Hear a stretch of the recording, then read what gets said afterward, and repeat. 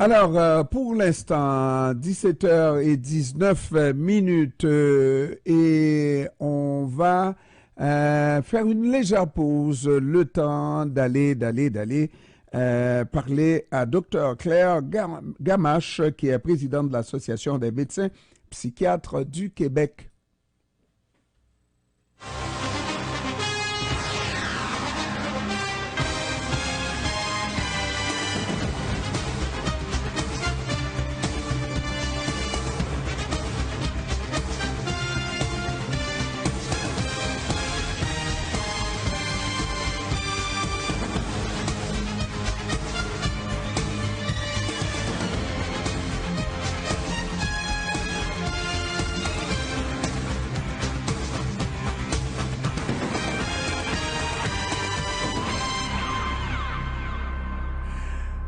Avec nous en visuel, Dr Claire Gamache, elle est présidente de l'Association des médecins psychiatres du Québec. Bon après-midi, Dr Gamache. Ça va bien? Bonjour. Ça va bien? Ça va très bien vous-même. Oui, ça va toujours bien, même quand ça va mal, docteur. Est-ce que je mérite de voir un psychiatre, de penser comme ça? En fait, vous êtes dans la partie de la population qui est chanceuse Oh, de voir le verre à moitié plein. bon, voilà. Mais vous essayez de voir le verre à moitié plein aussi, puisque vous prenez les devants, même avant la création de cette agence de santé, vous tenez à ce qu'il y ait vraiment une voie pour la santé mentale sur le conseil et en bien positionné. Pourquoi? Parce que la santé mentale a toujours été traitée en parent pauvre. En fait, parce que dans les discussions là, avec les ministères, ils nous disent, est-ce que vous voulez être dans la santé physique ou est-ce que vous voulez être dans les services sociaux? Hein, puis en santé mentale, on est vraiment on chevauche ces gens-là. Hein. En santé mentale, on a des patients qui ont des maladies psychiatriques très sévères, qui ont besoin d'injections, qui ont besoin d'être hospitalisés, qui ont besoin d'électrochocs. Alors, c'est important que la santé physique soit consciente au niveau hospitalier, qu'on a besoin de ça. Puis en même temps, on a besoin de beaucoup de choses au niveau des services sociaux là, pour soutenir.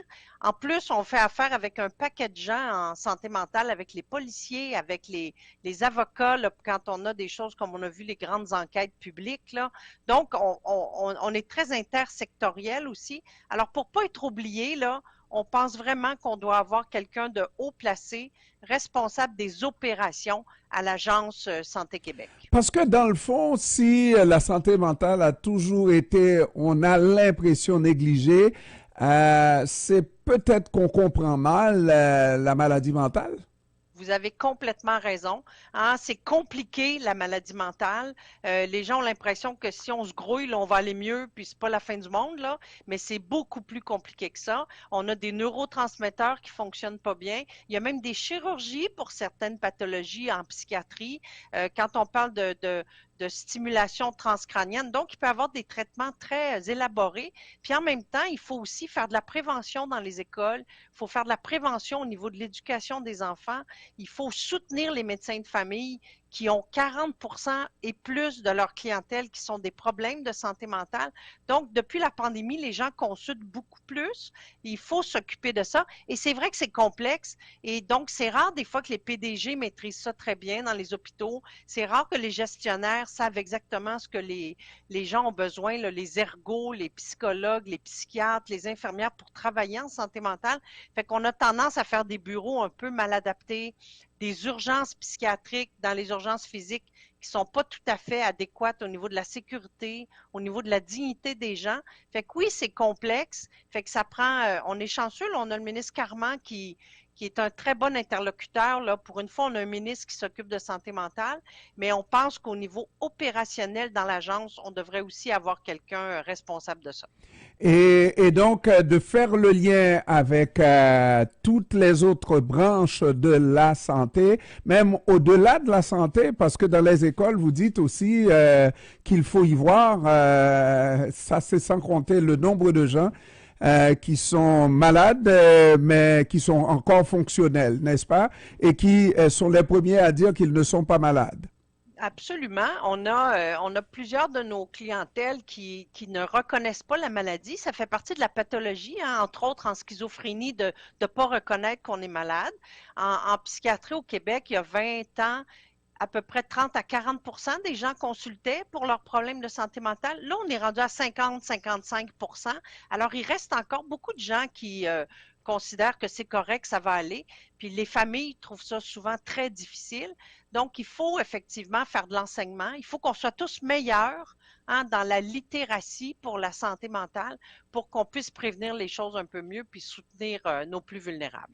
Est-ce que c'est normal, docteur, d'admettre ce fait-là, si on voit qu'on a une petite défaillance et lorsqu'on le voit, hein, c'est pas toujours évident parce que moi je dis lorsqu'on est conscient, on est à demi guéri, si je peux m'exprimer ainsi. C'est normal de prendre ça comme naturel parce que tout le monde, on a un petit brin de folie à quelque part. Je pense que on a coupé un petit peu là, mais ce que je pense qui est vraiment important de dire à vos auditeurs, c'est que quand on accepte qu'on est vulnérable, on est déjà beaucoup plus fort. Donc, d'accepter ses fragilités, d'accepter qu'on a besoin d'aide, d'accepter que seul, on n'y arrivera pas nécessairement. Déjà, on devient beaucoup plus fort pour surmonter les Mais difficultés. c'est le contraire d'accepter, mais de dire que, bon, ça ne prend pas de consultation puisque même ma psychiatre doit avoir un petit quelque chose aussi, n'est-ce pas? On a tous des défis à relever. Oui. Hein, on n'a pas tous besoin d'un psychiatre. On est plusieurs équipes, là, de plein de gens dans l'équipe qui peuvent donner un coup de main. Les médecins de famille, les infirmières en GMF. Il y a des super bons guides d'auto-soins là, pour s'assurer de faire ce qu'il faut dans la vie pour être confortable. Alors, tout ça fait partie de l'arsenal là, pour soutenir les gens, pour être le plus confortable possible pour faire leur vie. Maintenant, les revendications vont bon train et je pense que les sorties ont été bien senties. Est-ce qu'il y a des chances, effectivement, qu'on n'oublie pas la santé mentale? Et puis, je suis tellement content de vous entendre prendre vos responsabilités et le dire à haute et intelligible voix, parce que des fois, on se contente de se plaindre et puis on arrive quand il est trop tard. Là, on est au début du processus et vous le réclamez. Est-ce qu'il y a des chances que les revendications aboutissent? En fait, je ne sais pas si on va avoir un vice-président santé mentale, mais je suis convaincue que ce discours-là prend de plus en plus de place là, dans la société. On veut s'occuper des gens plus vulnérables. Puis moi, je suis un peu comme vous, j'ai tendance à voir les verres à moitié pleins. Donc, j'ai bon espoir là, que le dialogue va se poursuivre, puis on va avoir ce qu'il faut là, pour soutenir notre population. Vous êtes à peu près une des seules que je rencontre qui ne dit pas, qui n'est pas négative à propos de l'agence de santé, n'est-ce pas? C'est le verre à Oui. moitié rempli, c'est naturel. Mais les gens disent ça risque d'être le cafard d'un rhum. En fait, nous, on trouve que c'est assez positif d'avoir une structure au Québec qui va vraiment organiser les soins, puis qui va être un petit peu détaché du politique le plus possible pour que le politique puisse réfléchir et donner à quelqu'un d'opérationnel la suite. On pense que c'est un pas dans la bonne direction, mais il faut très bien structurer ça. Puis, vous savez, au Québec, là, quand on est vraiment malade, on en a des traitements. Puis en général, les traitements sont de qualité vraiment très bonne. C'est l'accès aux soins qui est problématique. Donc, il faut structurer mieux pour donner accès aux soins aux gens qui en ont besoin. Donc, selon vous, le gouvernement va vraiment avoir les deux mains sur le volant? On se le souhaite tout le monde. Oui. Et donc, lorsqu'on regarde le système actuel avec les défaillances qu'on sait, on a la capacité de critiquer les administrateurs puisqu'ils sont responsables de la gestion à l'interne, n'est-ce pas? Est-ce qu'on va pouvoir, avec une agence de santé, critiquer le gouvernement? Non?